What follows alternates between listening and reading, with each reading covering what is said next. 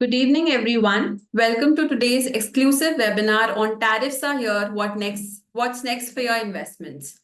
We are thrilled to have all of you join us as we dive into one of the most pressing market developments, the impact of tariffs on various asset classes and how investors should navigate this changing landscape.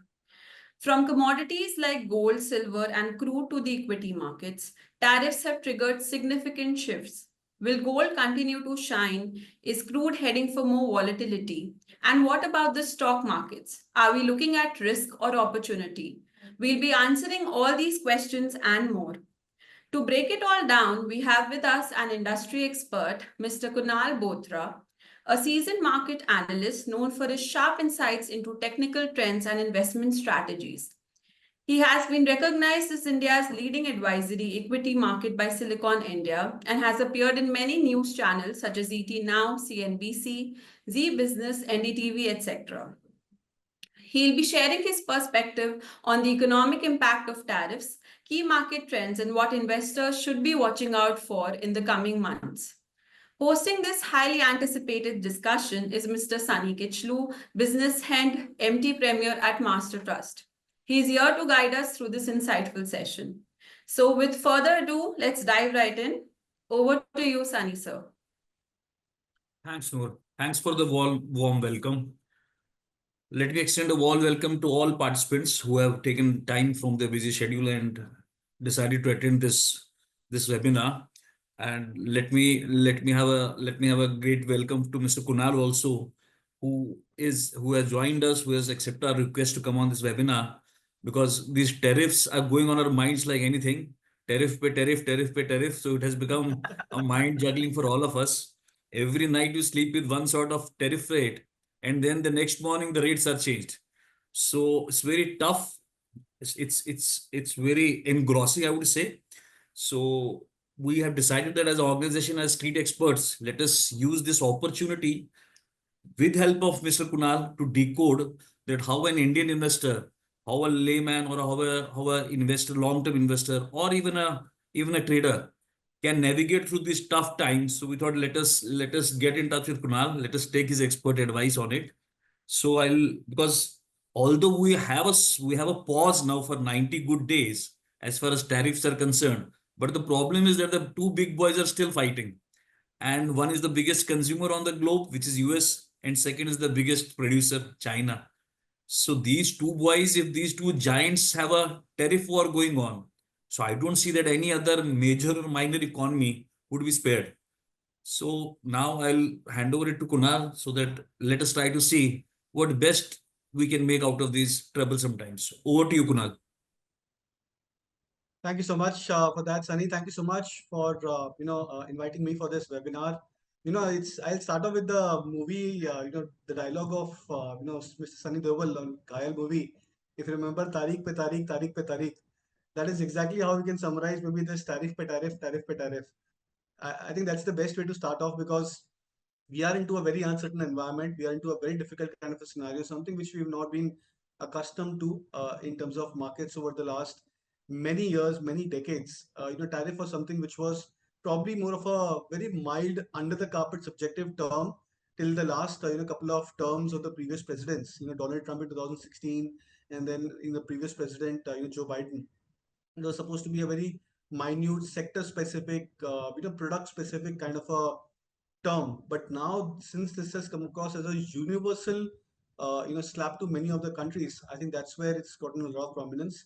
And the timing of it is all the more crucial because we are coming at a point where there is some concern which is emerging on the US economy. So what we'll do today, Sunny, and to all of you guys, thank you so much once again, is to try and highlight what this tariff is all about, how this could impact on a macro perspective, and then I'll share my views on why this is very, very significant for your individual investments, say as a thematic trend. Because what every move of the market does is brings about new sectors, new trends, which could emerge as good plays for your portfolios. So I'm not giving stock specific kind of moves, but I'll probably try and throw in the macro perspective over here and purely looking at this from both a fundamental as well as from the technical aspect, more keen towards the technical and the overall market trends. So, what tariff is all about, we all know that, there's been the news flow surrounding us over the last, many weeks. But tariff is basically just about a medium of taxation. So, earlier, many of the countries they were enjoying, as I think Sunny started off saying, that we are looking at two major economies, US being one of the biggest consumer of whatever is produced across the globe, and whatever quality is produced across the globe, US becomes a major consumer of that.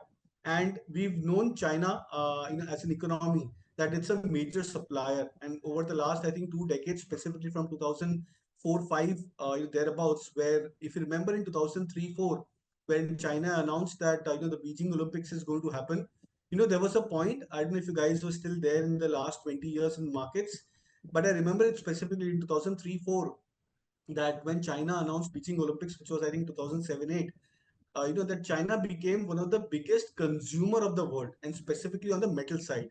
So China at that point of time was one of the biggest supplier of metals, but not just because of the massive construction, the redevelopment which went on. China for the next 5 years in 2003-4 went on to become not just the biggest producer, but even the biggest consumer of steel, aluminum, metals, and commodities.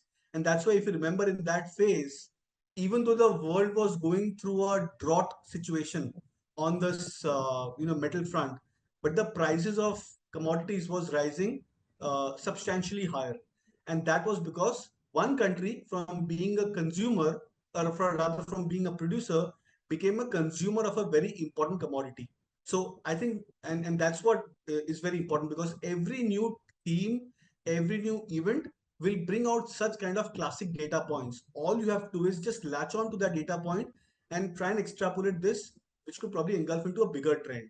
So the first and the most important point is that regarding tariff, it started off first as being a concern to all the countries who are imposing tariff on the US. So US went through a retaliatory tariff over there. Then it started off to being more of a sector specific tariff. So if you remember, I think over the last few weeks, we've seen a narrative change. So rather than just country specific tariff, we are looking at sector specific tariff. Like for example, on 2nd of April, when the tariffs was announced for each countries, when India was discussed, the mention was that the pharma sector, for example, was exempted from tariff. But then immediately post that, we saw the comment from Mr. Donald Trump that pharma is not something which will be spared, but series of say over the next few weeks, you might see a series of individual tariffs which will come across from that sector also. So, which means that from being a universal tariff, it started off to be a sector specific tariff. Now, all the statements which have been made over the last few weeks indicate that the primary expectation from the US was that out of say 40-50 countries where the tariff was supposed to be imposed, or the retaliatory tariff was supposed to be imposed, the expectation was that maybe 40 to 45 countries would probably come out and start to look at negotiation. There would be those 3-5 odd countries which would revolt against it, or maybe come back with a retaliation of a retaliatory tariff. And that's where China comes into play. I think if you look at the news over the last few days, China and EU, these were the two major geographies which concerned or expressed their concern on the US tariff, and they try to retaliate from their angle. But then I think China is the one which is the bigger concern. The important stat for this is 15% of the entire global trade which happens between US and China. So imagine if the entire 15% of the global trade goes for a toss, you are looking at a significant slowdown of growth across the entire globe.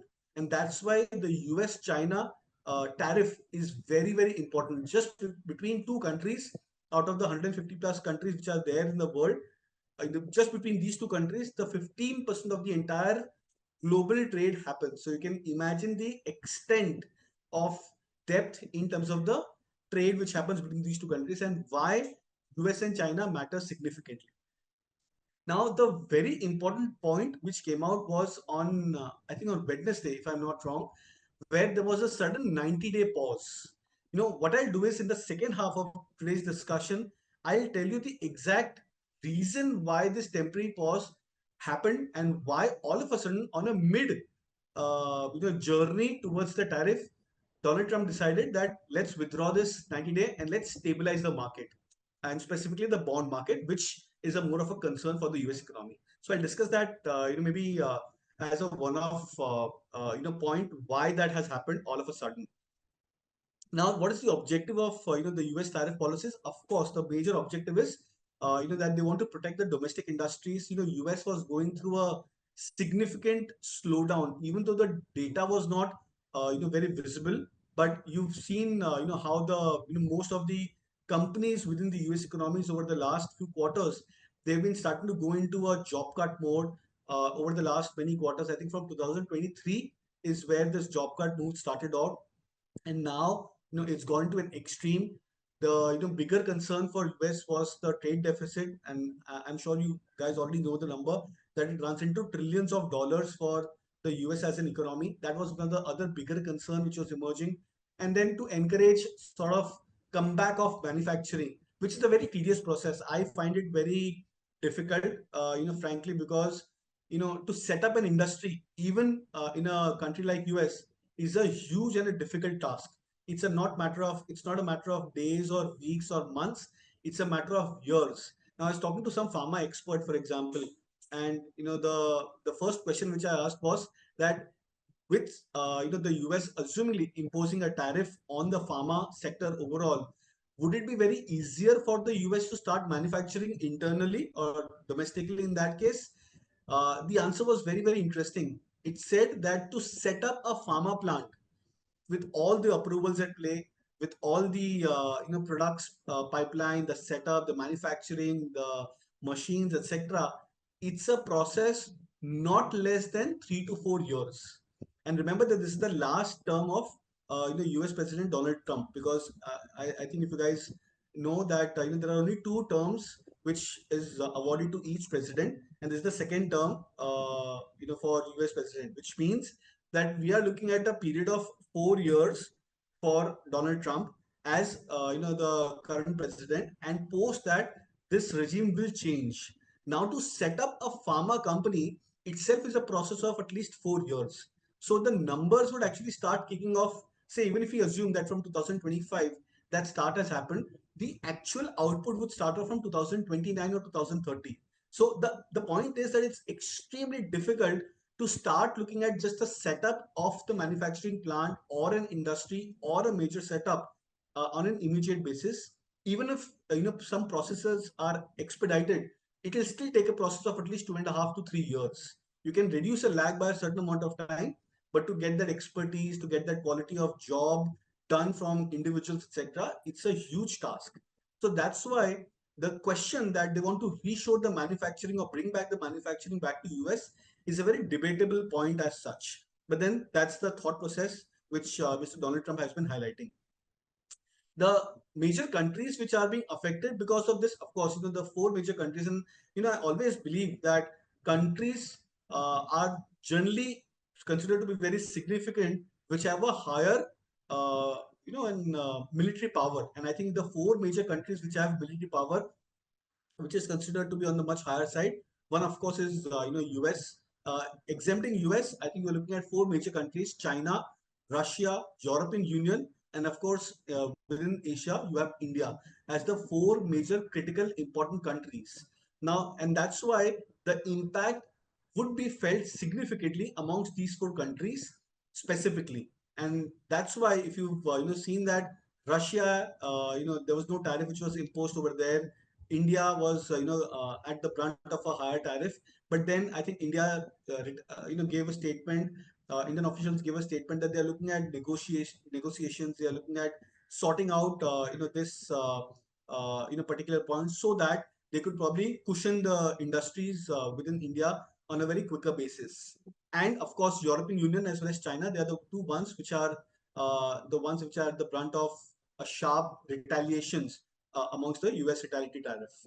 Now, there are many sectors which generally get affected within this time frame. You are looking at electronics, you're looking at steel, you're looking at autos, just a classical point, because I'm sure all of you guys are worried about stocks like Tata Motors and Bajaj Auto, etc. But there are few stocks within our country, our geography, which are heavy export oriented companies on the auto side. One of them is Tata Motors, the other is Bajaj Auto, etc. Now all of these stocks, and that's why you've seen from September, October onwards, you saw a very sharp correction happening into these names. Of course, the correction was felt a lot more deeper from the month of January, February, when the expectation of tariff started off, or when the talks of tariff started off. So which means that these sectors would take some bit of more time. Kunal, I know, I understand that you have this power issue. You want me to run the presentation because I have with me in case you Yeah, want if me you can run the presentation, it'll be great. to. Yeah, just a moment. I know.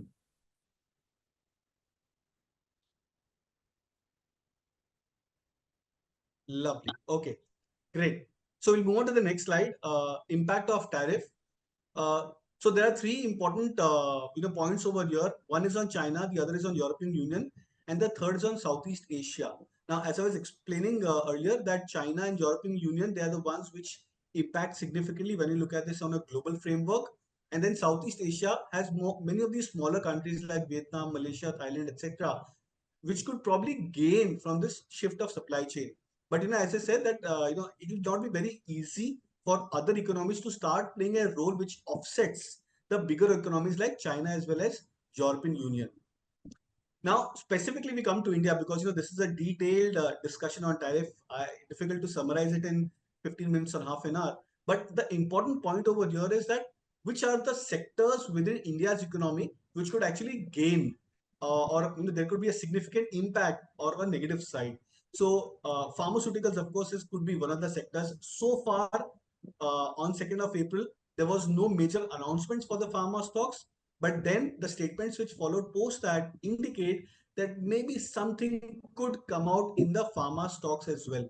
And that's why if you've seen that the price action for pharma stocks have been all over the place. It started off where these pharma stocks were the ones where there was expectation of a major tariff.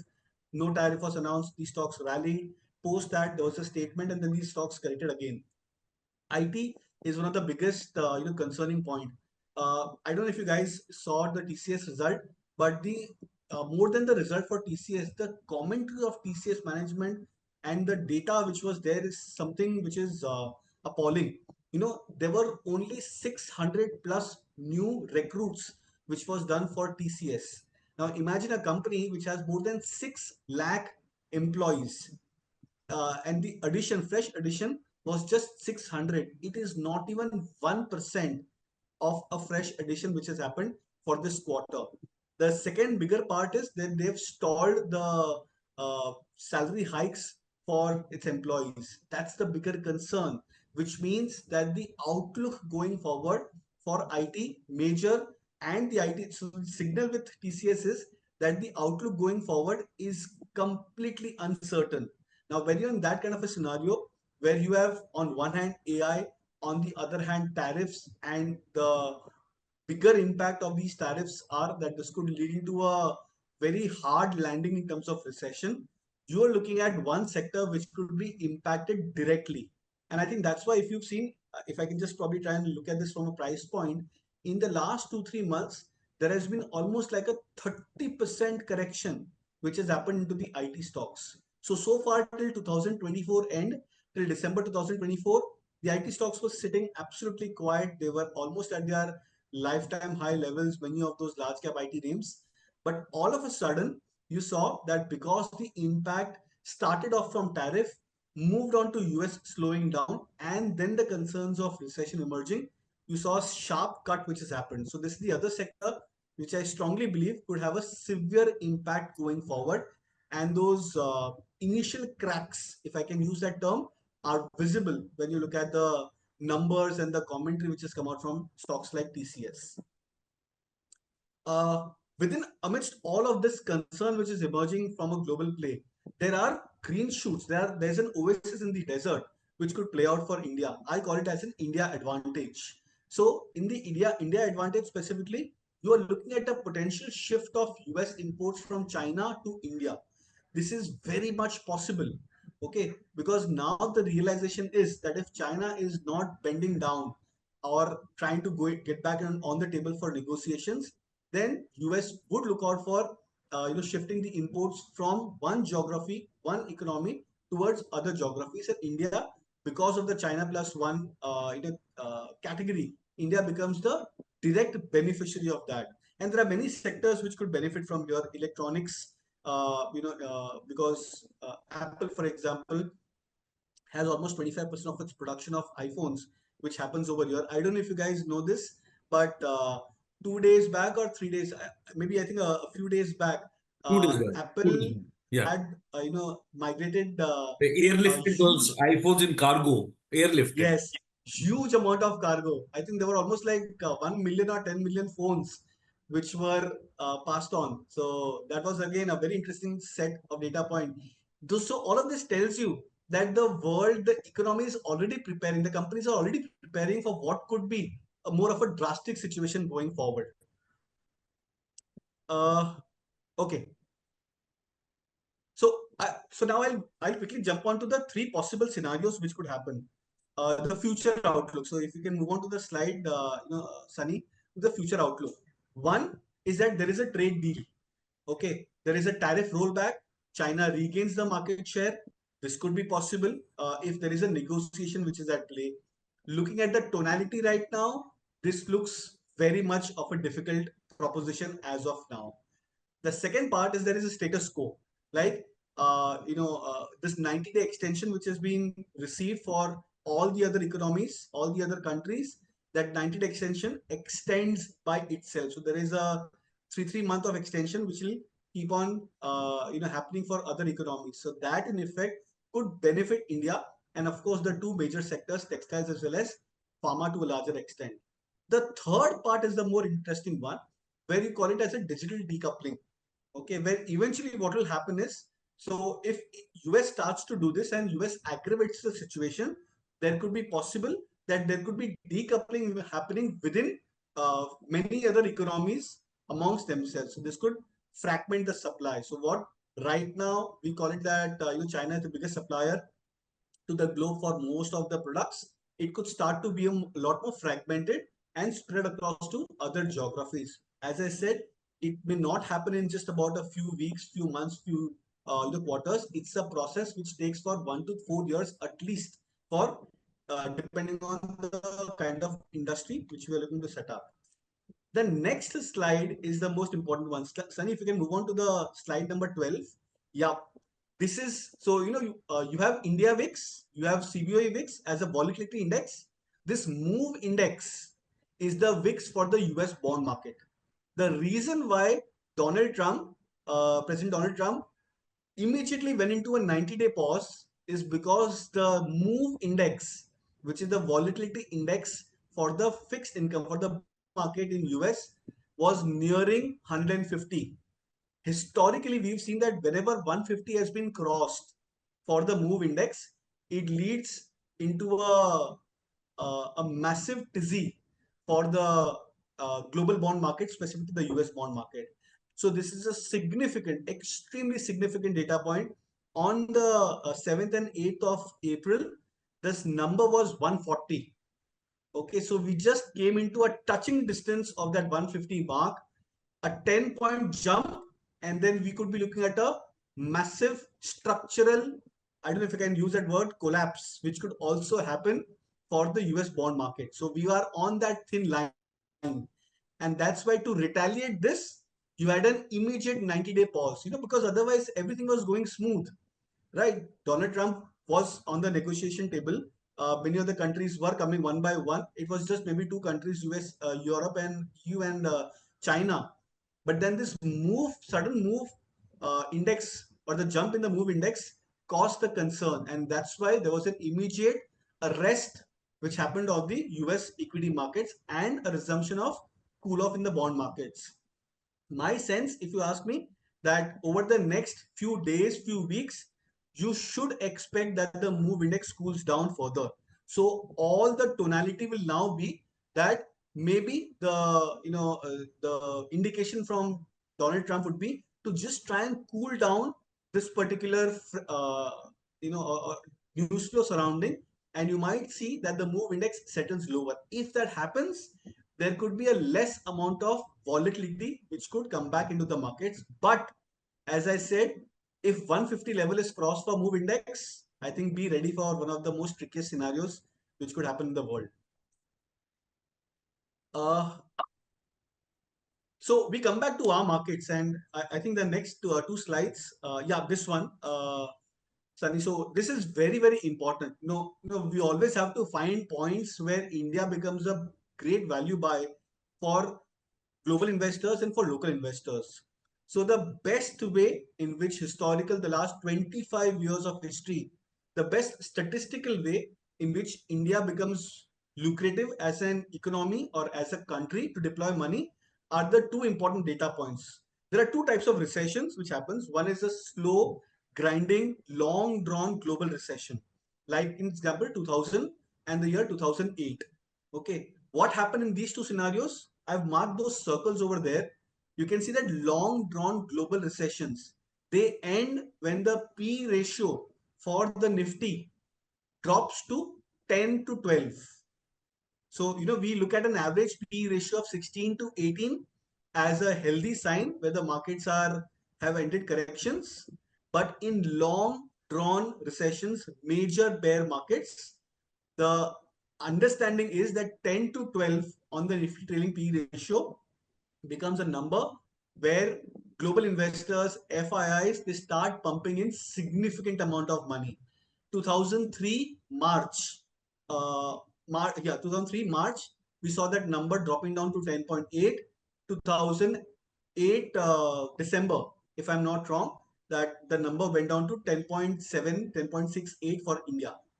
But the other part is that assuming if it's not a long drawn recession, the other part is that assuming if it's just a very quick recession, something which lasts for maybe 1-2 quarters, like we had in COVID, right? Or we had in 2015, 13, 15. If you remember, this was the point when Brexit happened, right? So these were also the important phases of the market. In these two times, the P drops to 15 to 18 range. So broadly, 16 to 18 is the number for the Nifty trailing P.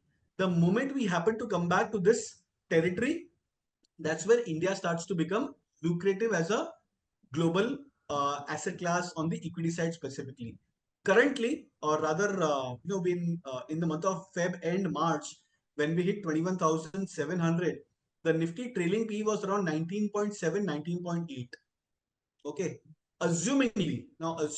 Let's try and put a lot of assumptions over here. Assumingly that over the next 2 quarters, say if the news flow deteriorates, then there is a possibility that, and we all know that earnings as a cycle is slowing down for India.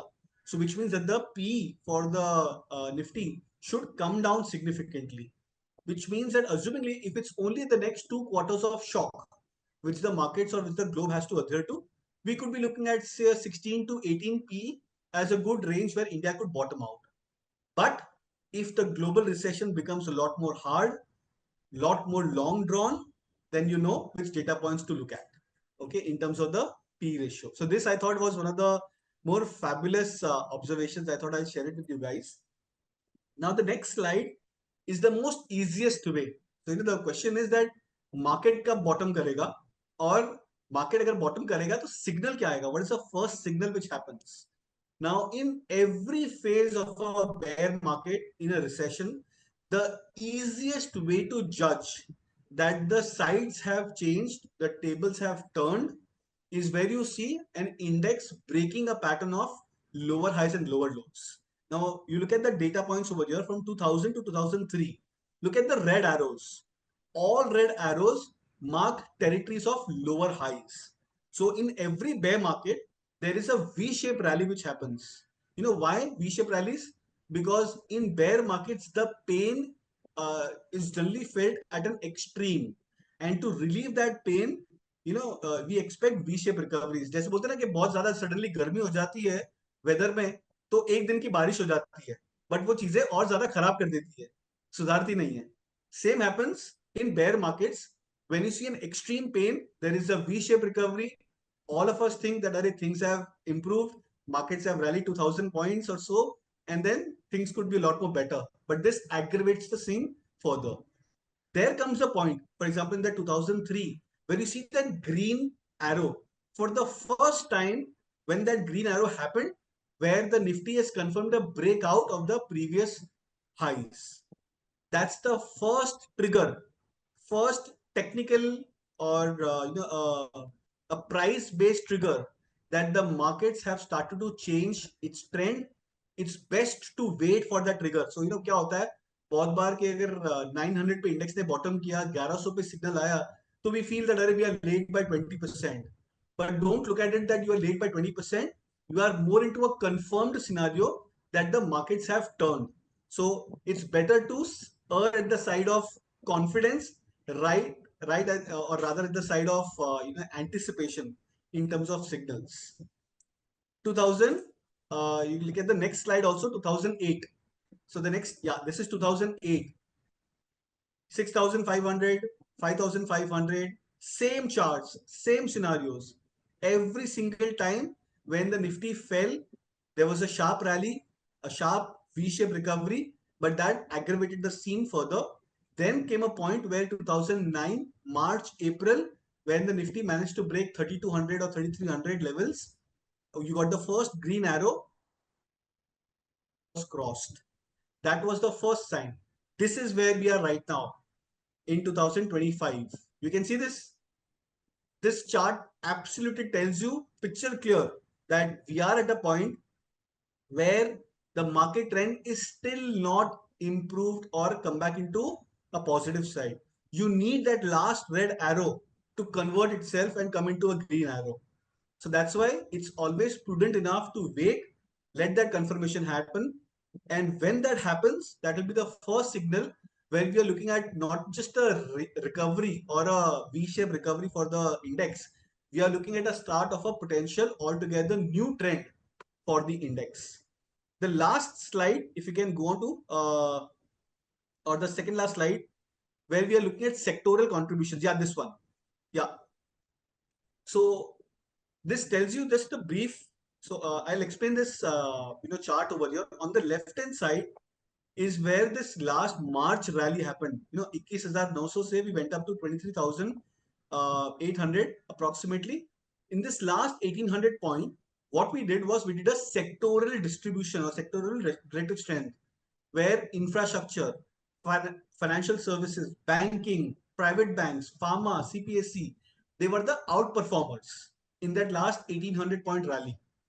Then when this sudden 1,800 point correction happened from 23,800 to now 22,000, look at the sea change, complete change. Financial services is now a weaker sector. On the right hand side, you can see financial services, weaker sector. Private banks, weak. Infrastructure, weak. Bank Nifty, weak. Pharma index, pharma sector, weak. So, which this tells you that when sectors move into rapid plus and rapid minus, you don't call it as a dependable signal. This is not a signal or a sign of a strength. This is a sign of extreme caution which has happened into our markets. Now we watch this signal for many phases of the market. So now when the next rally has happened, a 1,000 point rally, for example, from this low of 21,700, in this 1,000 point rally, we have still not shown any major signs of recovery. There's only one sector which has recovered like very strongly, and that's banking, and within banks also private sector banking names. But none of the other sectors are showing any major signs of recovery or rally. So this tells you that we are into a very high volatile scenario, not just in terms of the Nifty movements, but even in terms of sectors changing rapidly their stance. So okay, the next two slides is where the sectors to focus and the sectors to avoid. Now, assumingly, if it's a recessionary cycle, the two major points which you have to look at in the historical major bear markets on the recessionary phases: consumer staples, consumer discretionary goods, etc., utilities like power, power ancillaries, and healthcare. These three sectors are the ones which generally keep on performing well, because the expectation is that people will not stop their spending to zero. I mean, you will still use your toothbrushes, toothpastes, your soap, shampoos, etc. And if in case there is medicines required, that medicine supply will keep on going on. So you can maybe cut it down to maybe 5-10%, but there would not be like a 50% or a 100% reduction which happens into this space. But the sectors which generally get impacted, the next slide, sectors to avoid, IT, metals, real estate. You generally stop purchasing luxury real estate in this scenario. Autos are the ones. So, the luxury car purchase that drops down unless the prices drop down significantly. So, all of that is a very generalistic way of looking at or trying to ride through these recessionary phases. If in case it happens, and if it's hard to the US economy and eventually to the globe. So that's it, Sunny, from my side. If you guys have any questions, please. Thanks, Kunal. Thanks a lot. So now we will open the forum for questions. I would request anyone and everyone, if they have their questions, they can just type on the chat box, and let me start taking one by one.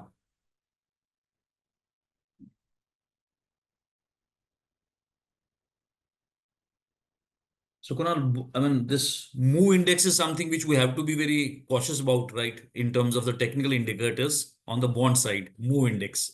Absolutely. So, on the US market, I'll give a comparison of US and India. US equities, the CBOE VIX is the first prime indicator. India, we call it the India VIX. For Okay. CBOE VIX, that level is 35, and for India VIX, that level is 18. So if 35 is crossed, we expect the markets to go into a sharp correction, and bull markets restart themselves if for 4 consecutive weeks CBO VIX falls below 35. A new bull market resumes. For India, that number is around 18. So, we are at a point where I think on yesterday, the US markets, the CBO VIX went below 35 for one day, but we are back to 44, 45. And for India VIX, we are back again at 21, 22. And Kunal, what is the take on this that China holds a good chunk in US bond? And if they start selling these bonds, then it would be a massacre all around. What is about that? Exactly. So that's exactly what's been captured in the move index. So, volatility Mm. index, of course, is the gauge of the fear. And the fear is that China would start coming back into dumping the US bonds. That I think will be something which can blow off the US bond markets. And the cyclical part is bond markets are the first to react, followed by equities, and the third cycle, which is last to react, is commodities. Okay. Yeah, because in commodities also gold is going bit crazy these days on Yeah. both sides, whether plus or minus. Yeah, so first the natural question which emerges is that will gold continue to rally further? We are at a zone where gold, I believe, should continue to rally, irrespective that kitna महंगा हो गया and 90,000 or 93,000. I think the last I had seen for gold prices, because hardest of the US recession phases, they have caused almost 30 to 40% jump in the gold prices Mm. in 2000, in 2008, and if I can probably include maybe that 1 or 2, 3 months of the phase in 2020, there have been periods where gold prices rise up by 30% further, even after the announcement of recessions. Mm. So Kunal, we have our first question from V. Srinivas. He's saying, sir, how would be the impact on our banking sector, both PSU and private, and also pharma sector? So pharma, largely I explained that as an immediate, I don't believe that there could be an immediate impact on the negative side. See, if something had to happen on the pharma index on the tariff side, it would have been announced on 2nd of April. उसके बाद जो भी हुआ है, there have been just announcements as a warning. There has nothing been happening on the pharma sector on the tariff side, which means, and as I said, that to open up a pharma industry in the US is a huge task for them. It will not happen on an immediate basis. So maybe a very short-term impact, but eventually the money should come back into the pharma index. And I think the best adjustment for them is to try and raise the prices of their medicines, and that would create more inflationary pressure in the US. I think that will not happen, frankly, if you ask me. That's why the impact for the pharma stocks should be a lot more muted. And then look at the other scenario. If in case that there is a recession which hits hard for US as well as for the globe, pharma stocks and the pharma index, by natural way of being defensive, they would also stand to outperform. So I don't see a major downside for the pharma index if you ask me. I actually believe that if in case these pharma stocks, they correct by say 10-20% by a natural way because the markets are suddenly correcting, then I think that would be a very good opportunity for say portfolio guys to try and look at pharma stocks, especially the large cap pharma names, as good value buys. coming to the first part of your question, which is private banks and PSU banks. Now, I'll go back to 2008. जब 2008 हुआ था, when that financial crisis started off, it was initially said that यार impact US में ज्यादा होगा, neighboring countries and other countries में impact नहीं होगा. For first 3-4 months, the conjecture was that US and few of the companies within US will be impacted, and all the other countries will not face that much of an impact. But eventually क्या होता है? All sectors which are related to economy, because once the growth slows down for the globe, and the deals or the imports exports stop down from the US, it eventually impacts as a cycle to other countries also. Right now, we are in a phase where private banks, PSU banks, they can offset themselves. But as I said, that if in case the trade worsens, the recession worries worsens, I don't see that the banking index could stay aloof. So it's a matter of short term, no pain for the banking index. But if the pain accelerates for US markets, the US economy, eventually it will trickle to India, and eventually it will trickle to India's banking index. So, Kunal, about defense also, I'm getting questions about defense as a sector. So again, a very similar kind of a stance for defense, where if you ask me that initially the impact would be not felt, but as now the trade drops down, you will see the defense as an overall sector underperform. But I'll show a very interesting study. 2005 is where private sector banks like ICICI Bank, Kotak Bank, and I think there were a couple of other banking names which were listed. So initially what started off was a wave that private sector banks, for the first 3, 4, 5 years, many of these private banks, they did very well price wise. Then came a phase of 2008 where these stocks corrected. When a new sector emerges, historical data tells us that it's not a 3-year, 5-year, 7-year project. It's a 10, 15, 20, 25-year project which happens.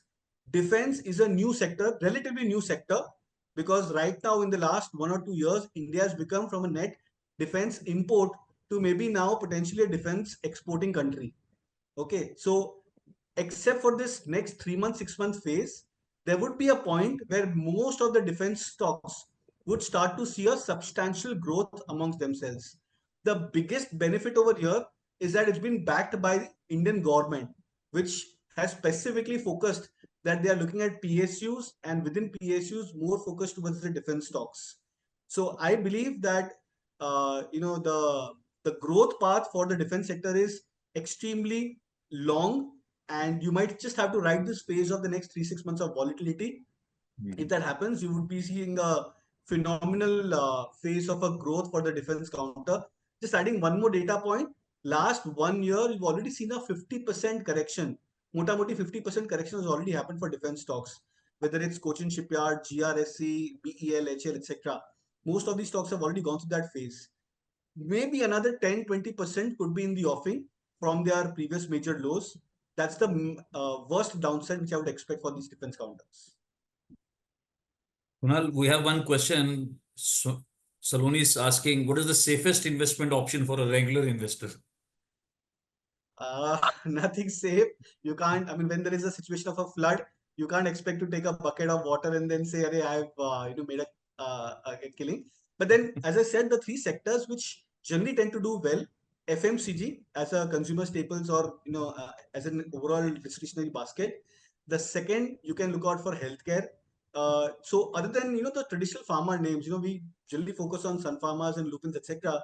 You look at hospitals as a space, and you look at the price performance. Apollo Hospital, Narayana Healthcare, I think Fortis. There are so many of these hospital stocks which have been doing extremely well for themselves.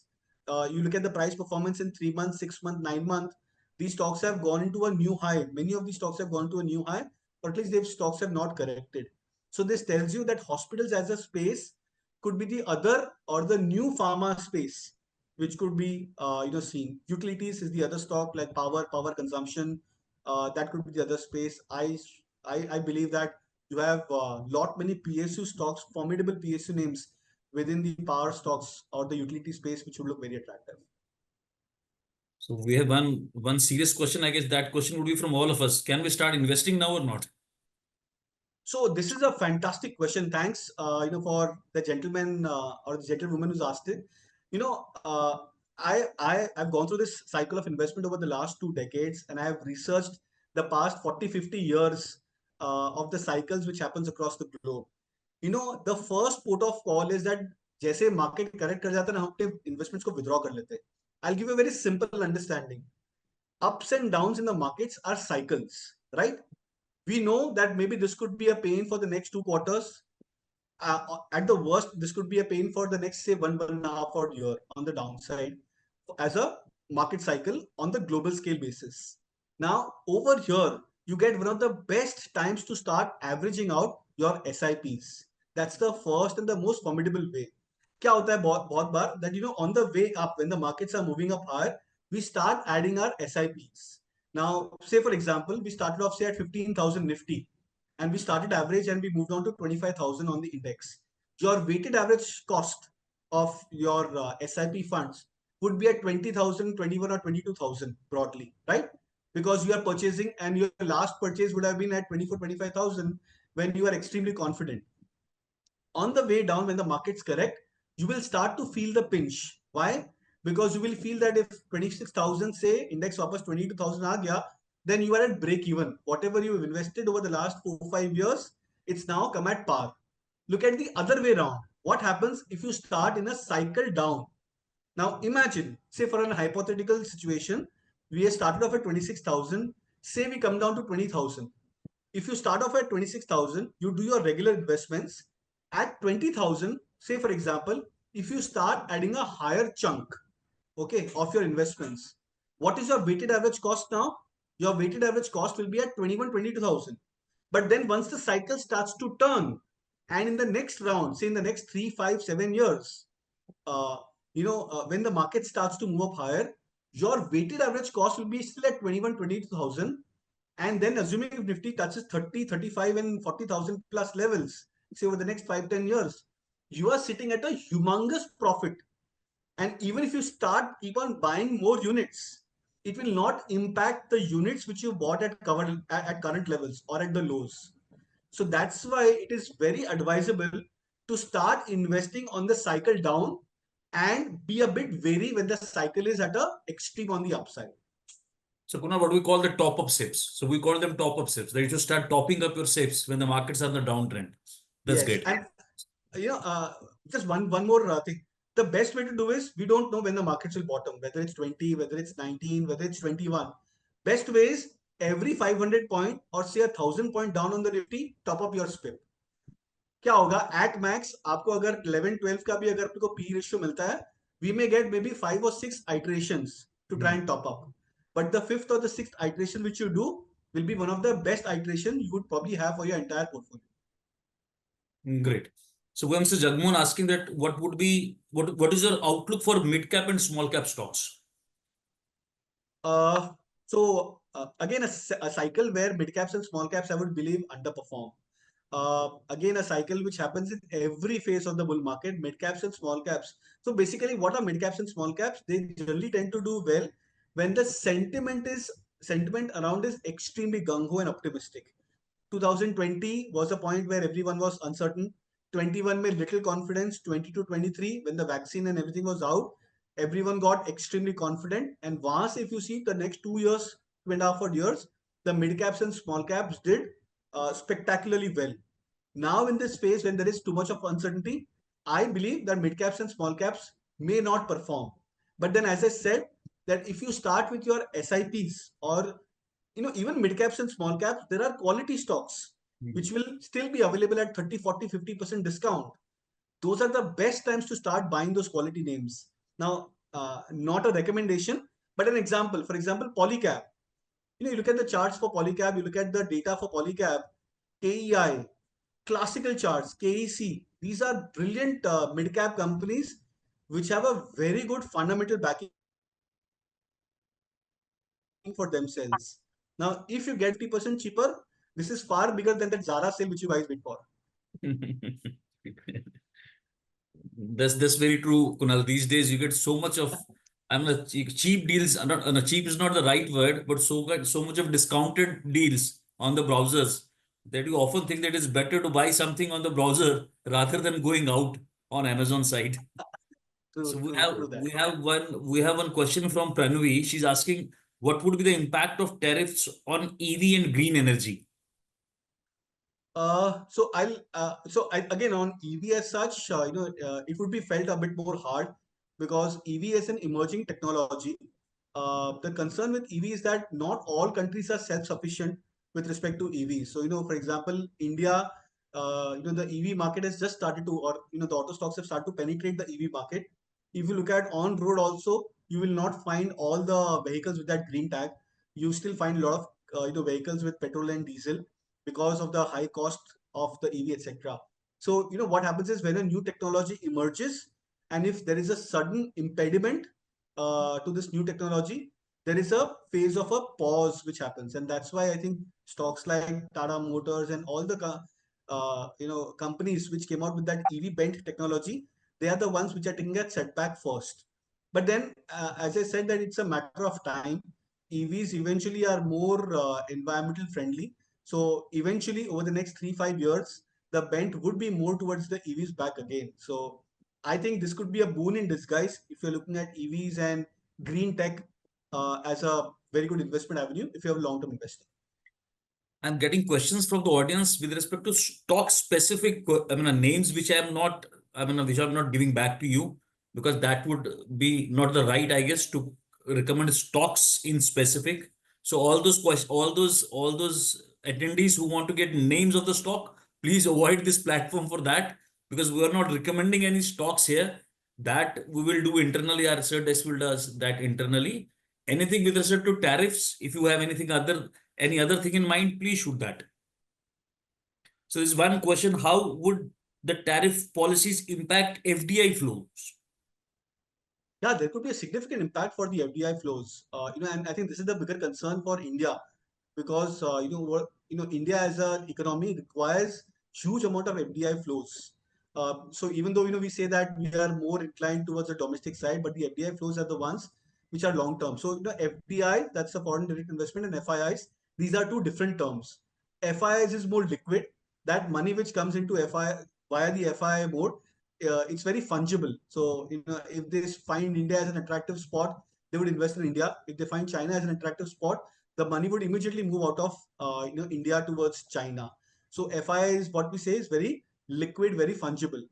FDI on the other hand is very illiquid because if, for example, if there is a manufacturing plant which has been built or a new setup which has been created, it comes via the FDI route or the FDI mode. Uh, New investments initially would be impacted because in recessionary phases, everyone wants to cut down their costs. All companies are, so the TCS example which I gave is an example which tells you that they are trying to cut down the cost of a potential uncertain environment. So once that uncertainty goes out, that's where FDI flows will start to improve. So tariff adding that recession has an immediate impact on FDIs. But if our government, which has been very active so far, if they start that negotiation on a much more war footing kind of a basis, then that severe impact to that FDI can be withheld. So we have one question from Mr. Mayank. He's saying, can there be more days like Black Monday, market fall, and if yes, then one strategy should one adopt? Buy, sell, or just hold? So I think I gave that indicator. That's the move index, CBOE VIX. These are two indices which you have to watch. There are times like in 2020, I don't know if you remember, 2020, the month of March, there were 3 occasions when the Nifty fell by almost 5% and more intraday. अब हम याद नहीं करते because वो दिन बीत गए. 2008 also, there was a point where the Nifty fell by 3-5% on a single day. Okay, and such days they keep on repeating themselves. Eventually, till the time the pain is not out, these reactions can keep on happening. 2008, if you remember, the first impact happened on 17th or 18th of Jan 2008 when that first lower circuit happened. Then it repeated itself after 6-8 months, where in September, just I think after Diwali 2008, when Bear Stearns, Lehman Brothers, when they announced their collapse, That's where the markets got into the second round of volatility and that sharp correction happened. Hopefully, let's hope, Mayank, that it may not be like every Monday is a Black Monday. And fortunately for us, this Monday is a holiday. So let's hope we don't get that. But yeah, I think you have to be ready. And the best way to try and get this trigger is to watch the volatility index. And the impact of these trade wars on crude, I guess that will be global slowdown only. Yes. So tariff may not impact crude directly, but in recessionary phases, all asset classes except for gold, all asset classes, whether it's Bitcoin, whether it's crude, whether it's equities, commodities, all prices across all asset classes they fall. So crude falling. So क्या होता है एक equilibrium point होता है when crude falling could be an advantage to a economy like India, but an excessive fall of crude prices indicates that you are looking at a lack of demand, and lack of demand is a more significant impact, negative impact to countries like India. So dollar index has also fallen to 100. Immediately it would have been like maybe this could have been beneficial for metal stocks. So why stocks like Tata Steel etc. fallen by 30-40%? Because the concern is not the fall in dollar index, the concern is slowdown, demand dropping down. So I guess, Kunal, we are done with the questions. If any further questions, please ask. We have another 2-3 minutes before we call it a day. So we have one more guy called Kulbir. He's asking, the global market is being affected by the trade war. The answer is yes only. Yes, absolutely, yes. So there is one more theory doing rounds, Kunal, that the biggest gold vault on planet is of US, which they have constructed during World War II, right? And they have never inspected it. It got inspected only twice or thrice. And then the tons of gold which is stored there, that is valued at $30. And now Mr. Trump wants to go and recheck it.